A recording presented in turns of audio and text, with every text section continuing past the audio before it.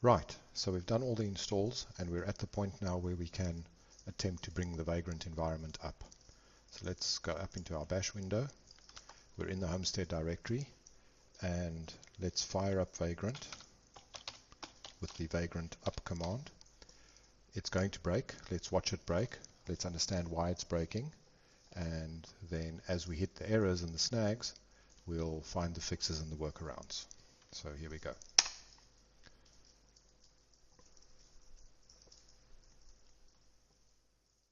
Okay, so there we hit our first error, and as you can see, it's complaining about the shared folder for the host path being missing. And there's a very specific reason why it does that. If you recall, in the Homestead YAML file, we remapped our code directory to c:/. However, if we look on the local drive, that directory does not exist. So let's go and create that directory, and that will get rid of that particular error. Now let's fire it up again and let's watch it break on the next error.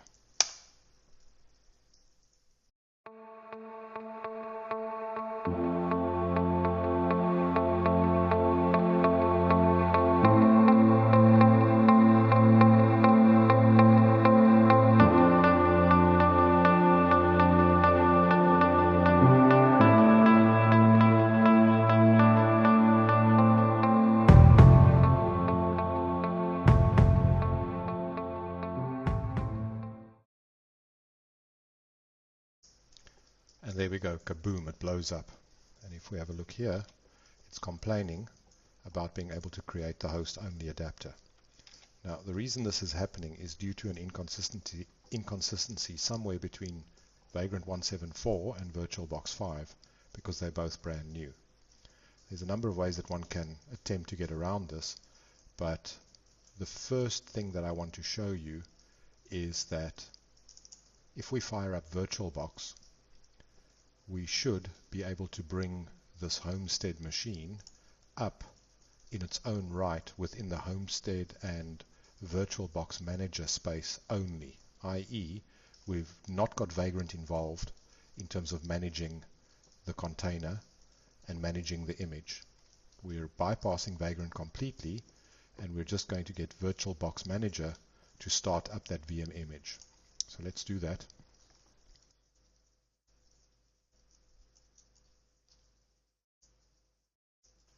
And as we can see, the machine boots and we can log in using a username of Vagrant and a password of Vagrant. This proves that the machine itself, the virtual image provided by the Homestead VirtualBox container file, is quite okay, and there's no problem there. Therefore, the issue lies somewhere between Vagrant and VirtualBox. Now, clearly the machine hasn't been provisioned, so it doesn't help us running VirtualBox like this in an attempt to get the Homestead container to work. It's basically a raw machine. What we need to do is we need to get it working via the Vagrant side of things so that Vagrant can bring its element to play, being the provisioning. So let's go ahead and shut this down.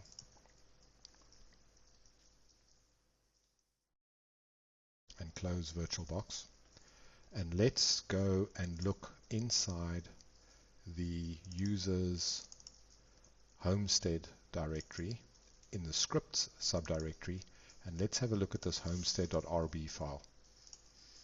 You'll notice that it's in this homestead.rb file where the configuration settings are being passed by Vagrant to VirtualBox for the management of this container.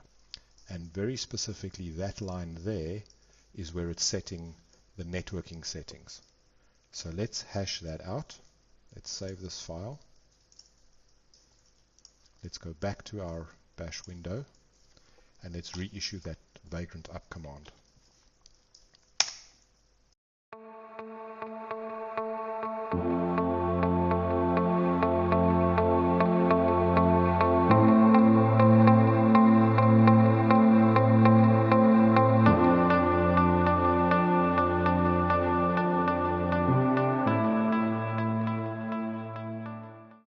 And there we go, success. We can see that the provisioning script has run and the VM is booted, and it's telling us that we can access the VM via that IP address, localhost, on that port. So let's do that. Let's jump on the box. Let's install Tunnelia now.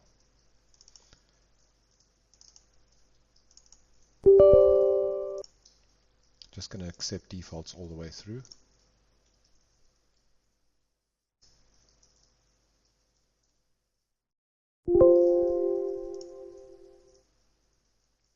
Okay, so the host name is localhost.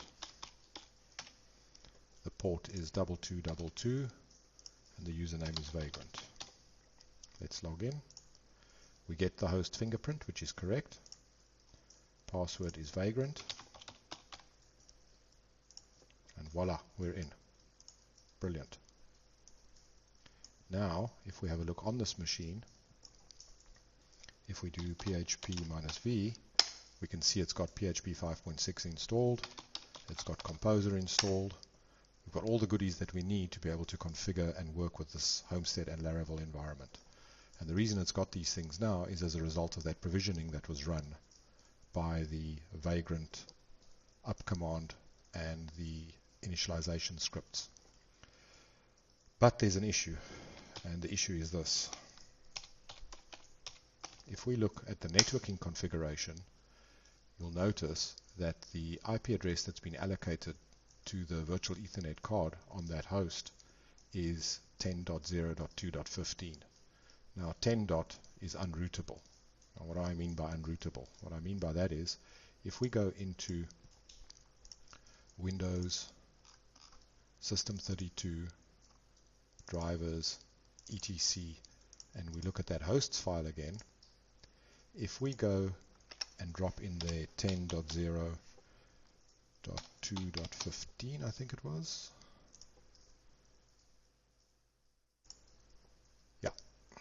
If we go drop that IP address in there and we say l5win10.local, which is the host that we want to be addressing, and we save this, and we then open a command prompt and we try and ping that host, it's never going to come back because the 10. Is an unroutable IP. However, we can do this. We can go back into that hosts file and we can change that IP address to localhost. That we can legitimately do because we've just seen that we could SSH onto the box using localhost port 2222. So let's save that and say yes. Shut that down. Let's go back into our command prompt and let's ping that host again. And there you see we get a response. So that means we can use the etc hosts file to create a DNS entry for ourselves so that we can address the box as we would like via a DNS type name on localhost.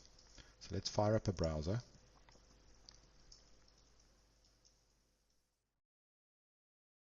Let's not worry about that silliness. Let's go there and let's go to 127.0.0.1 and let me just show you here. When it was doing the provisioning, you'll recall from the scripts homestead.rb file, there's a section where it defines the port forwarding. And here we can see on this virtual machine, HTTP traffic, which is normally on port 80, is being forwarded to port 8000. Therefore, if we address localhost on port 8000, we get the expected response. That is the correct response from the web server. However, we're obviously not going to be using an IP address. We're going to be using a DNS name. Now we can legitimately use l5win10.local because we've mapped it in our etc hosts file and we can address it on port 8000. However, that's not really great. It's not ideal. I mean, ideally what we want to be doing is we're wanting to be able to address the machine through a native DNS name like that.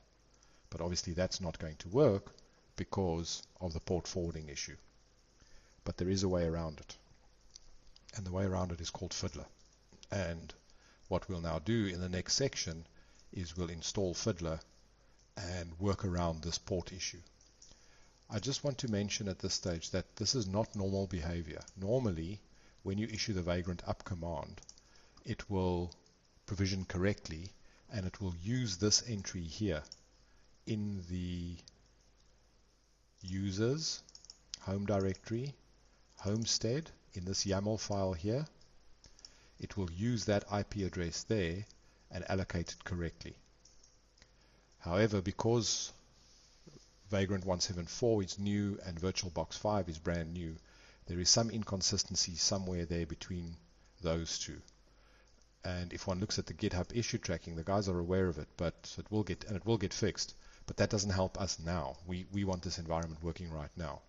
So the only way that we can do it is by hacking out that IP provisioning line in the homestead.rb file and addressing the box via localhost, and then pulling a clever trick using a tool called Fiddler to get around the port forwarding or port redirection or port mapping issue. So that's what we'll do in the next section. And then we'll have the environment up and running exactly like we would like it to be.